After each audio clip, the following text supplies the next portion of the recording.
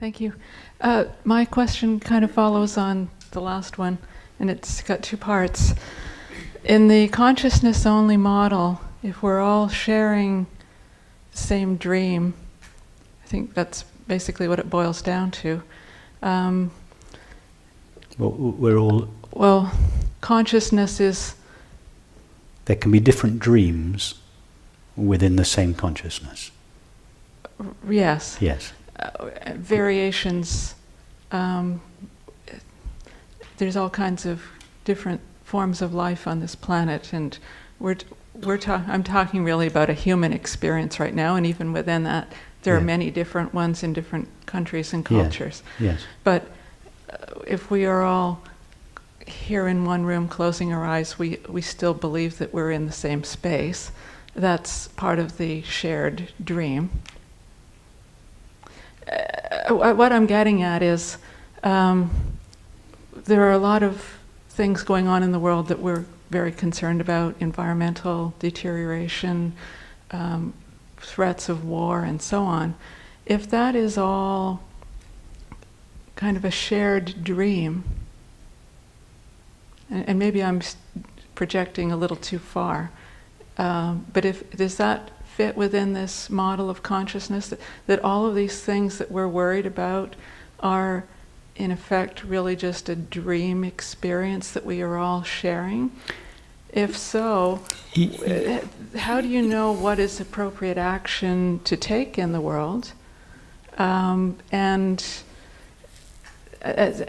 the second part to my question is, if all of time or apparent history is like a limitation of our mind to perceive it's all happening or happened in the now, there's no linear time, that would imply that there's no cause and effect. I'm afraid so. And yes. Most of what we all do from day to day is based on a supposition that there is cause and effect. I do this so that there will be an outcome that I want. Yes, the character in when you fall asleep at night and you find yourself walking on the streets of London, or with your friends on the streets of London, there seems to be cause and effect in the dreamed world. It seems very real in the dreamed world, but when you wake up, you realize there was no cause and effect. That doesn't invalidate the cause and effect that seemed to be real in your dream. In the dream it is real. Yes. And needs to be attended to appropriately. But the cause and effect is not it's not really the way things are. It's just the way things seem to be. That's not a reason for disrespecting cause and effect. So likewise at this level there does seem to be cause and effect, and it should be respected. But the cause and effect is not an accurate description of the way things are. If we want to know how the way things are, the mind through which things are known would have to lose its limitations.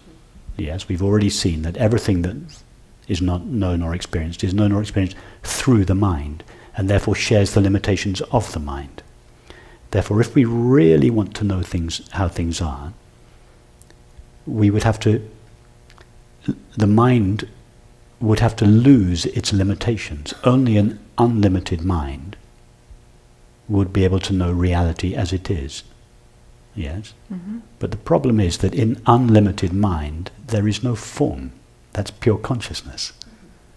So when the mind loses its reality, it loses its limitations in order to see reality clearly, what does it find? Infinite consciousness. That's the reality of the universe, infinite consciousness, or God's infinite being in religious language. So is it appropriate for us to be worried about the environment, for example, or is that all just something that's happening in a dream state? Yeah, no, and the dream could change tomorrow. In your dream, be concerned about it. Yes, in the dream, at the relative level of the mind, there is a place for being concerned about the environment.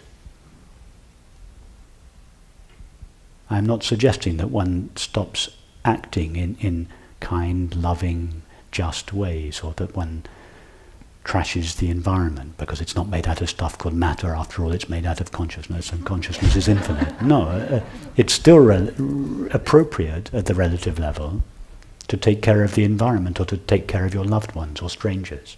It's still appropriate.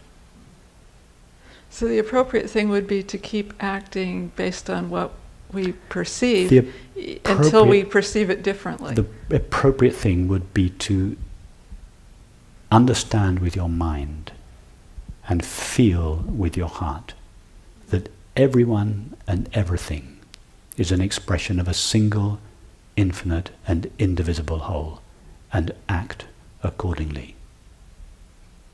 If we did that, there would be no conflicts, there would be no war, there would be no environmental problem as a result of human activity. That's all that's necessary. Explore the reality of your experience. Discover that infinite consciousness is the reality of all experience, and live in a way that is consistent with that understanding. It's what St. Augustine meant when he said, love and do whatever you want. All that's necessary is to love. By love in this context, he didn't mean just an emotion. He said love is the absence of separation. So he said, realize that there are no separate things, no separate objects, no separate people, no separate selves, that these are all appearances. Their reality is a single, infinite, indivisible whole, whose common name is I, whose religious name is God's being, and whose scientific name is consciousness. And it's indivisible in time and space. No, time and space seem to divide they don't it. really exist. Well, go to your experience. I don't want just to discuss this Right. theoretically with you. Tell us about the nature of the space of awareness in which your consciousness appears. Do you see that in which your experience appears? Do you see that all your experience appears in and is known by the space of awareness? Yes. Now tell us about that space. Is it divisible or indivisible? No, it's indivisible. It just is. It just is. It has no parts in it. It's like let's move to the screen and the movie metaphor. The movie appears as 10,000 things, but when we go up to it and run our finger across it, we don't find 10,000 things. We don't find the divisions between objects. We find a single indivisible screen. It's the same thing. Experience appears to be 10,000 things, but when we go up to it and run our finger across it, in other words, when we go really deeply into our experience and explore what is actually there, all that is ever found is the knowing of experience, the consciousness of experience, and that consciousness is not divided by its appearances, just as the screen is not divided by the characters in the movie. Right. Are you now having 10,000 experiences or No. one experience? Just one. Have you ever had more than one experience at a time? No. Would it be possible to have more than one experience at a time? I can't see how. Okay, so what is that one experience made of? If you are having an experience, you must be experiencing the stuff it is made of. What is that? I call it awareness. Perfect. That's all there is to experience, the consciousness of experience.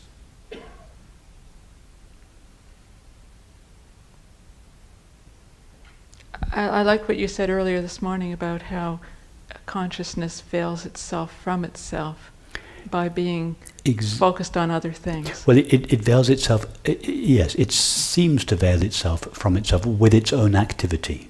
Just as we could say that, in the same way that a screen seems to veil itself by assuming the form of the movie. The movie is not, this is not an old-fashioned projector, by the way, this is a laptop. It's the screen itself assumes the form of the movie. But in doing so, it seems to veil itself. The two-dimensional screen seems to become a three-dimensional landscape. In the same way that this zero-dimensional consciousness seems to become 4 dimensions of time and space. But this experience of time and space and everything that is in it is the activity of consciousness. That's all there is to our experience, the activity of consciousness. It is consciousness's own activity that seems to veil itself from itself. Yes. Until we cease seeing it like that. In which case, what was previously understood as a veiling of consciousness now becomes a revealing of consciousness. To begin with, the movie seems to veil the screen. Then we turn the movie off and we see, it's just a screen. But then when we turn the movie back on again, we don't allow the movie to eclipse the screen. We realize we have the ability to watch the movie but only see the screen. In this case, the movie doesn't veil the screen, it shines with the presence of the screen. And however compelling the story may be, we never lose sight of the fact that it's however, showing on a screen. However awful the movie is, you're only seeing a screen. Right. Or however pleasurable the movie is,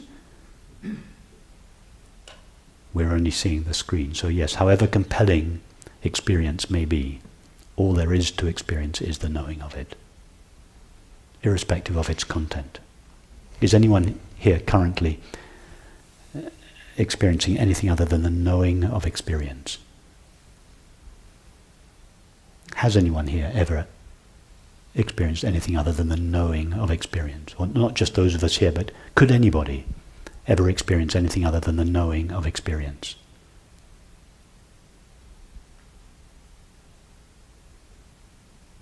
How do we know there is anything apart from the knowing of experience?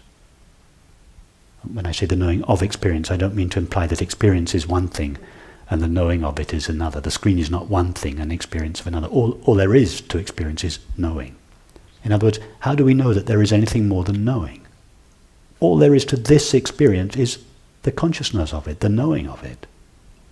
Nobody has ever experienced, when I say nobody has ever, I don't mean to suggest that people experience knowing. I mean knowing in the form of each of us has never known anything other than knowing.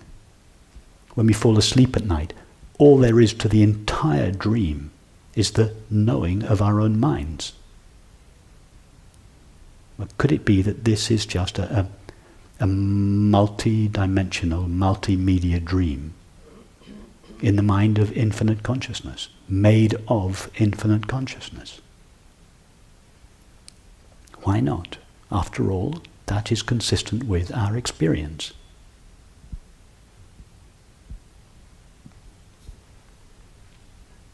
And imagine the implications of this.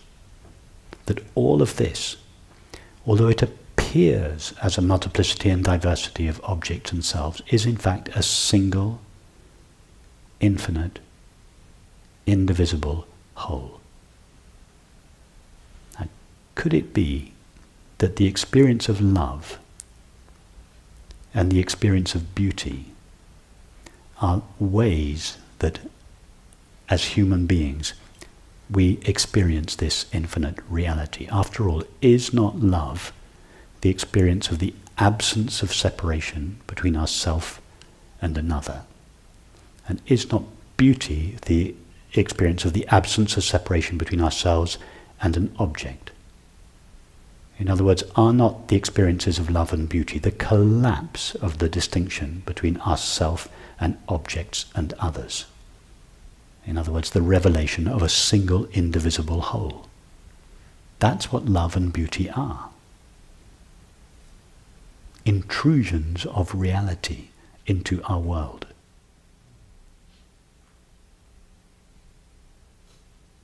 And ways for awareness to know itself.